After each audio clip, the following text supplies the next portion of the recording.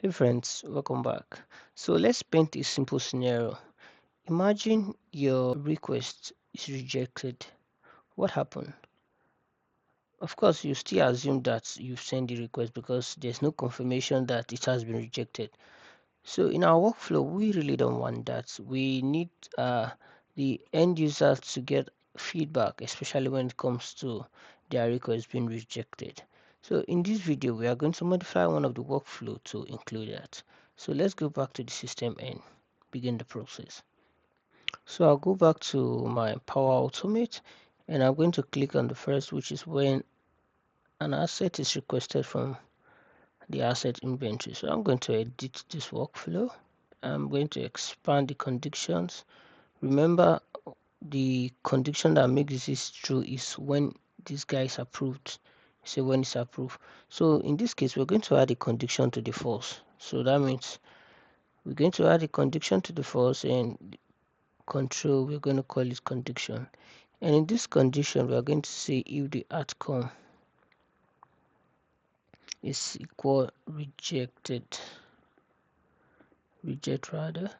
So once the outcome is equal to reject, so it's going to enter this loop. Of course, we can just assume that whenever the outcome of the first condition is not approved, it's automatically rejected, right? But we don't want to assume, we just want to test, right? So we are saying, okay, whenever the outcome is rejected, we go into the loop. So we are saying if this is correct, we want to first update item. So let's update our list with the correct item. So I'm going to click update. The site name will be IT team. SharePoint list this time will still be the assignment request list. Unique ID will be the unique ID of the update item, right? Yeah, or for the get item. So for the department, we're still going to return the department. I'm going to call it department. Where's the get? Here, show more.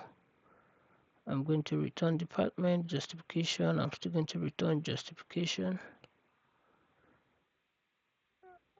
Get item justification and the tag. Also, I want to return the tag. Show more asset tag, which is this guy. So here I'm going to show all. So under show all title is fine. So here approval status is going to be rejected and the assignment status is going to be completed.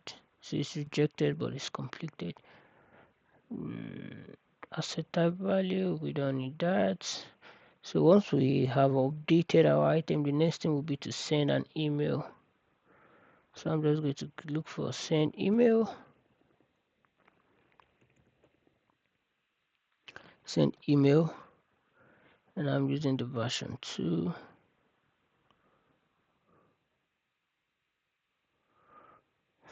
So to who are we sending it to? We are sending it to the requester. We're using dynamic and dynamic. So we are sending it to the person requesting, and the subject will be asset assignment notification. The body of the text we're going to paste. Here we're then going to greet the person that requested for the device. So I'm going to search for dynamic. And this is display name. We just saying kindly review the details below and make necessary correction, reply apply. That's fine. So for the comment will be what the approver commented on that. And lastly, you might want to also copy the approver on the loop. So you can use the CC option as usual. We use dynamic, and I'm just going to look for that under the approval section, which I can show more. And then we can do response approval's email, which is correct. So under connection reference, I'm going to click on that connection. We are using a diverse connection, which is perfect, and I can click save. So we're just going to zoom out to have visibility. So to test this, we can use the test option and use the automated testing, or alternatively, we can just fill in the form using a different profile. So I'll just go ahead to fill in the form. So I'll be going to Alex's profile as usual. So the name is Alex, department always sales, type laptop, tag. This case, let's use something like that. Justification, let's say official, and then I'm just going to submit. So now I've submitted. Let's go back to our asset assignment list. So I'm going to refresh the first time. I'm going to see what's next. I'm going to refresh. So we see that the approval workflow has been triggered. So let's go to our workflow. Then we can go back. So if we go back one step, we can see it running. So I can click on it and then click on our device profile. So we can see an email. So this time we are rejecting it since the asset tag is not correct. So I can see entered the correct assets tag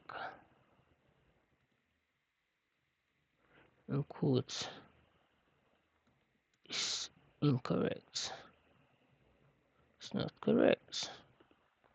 So I can say submit.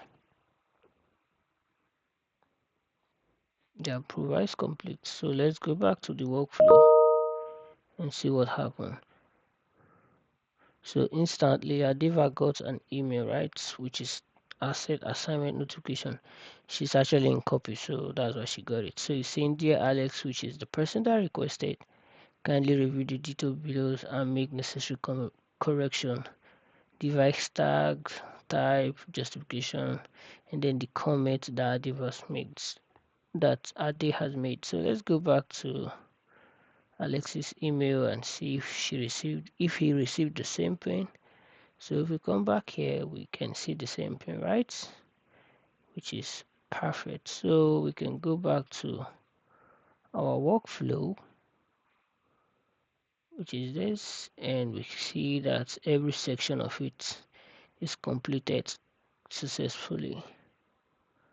And lastly, let's check our list to be sure that this workflow has run, so we can see the status is rejected and is completed. And one more thing, we're supposed to add the approval, so you can go ahead to do that.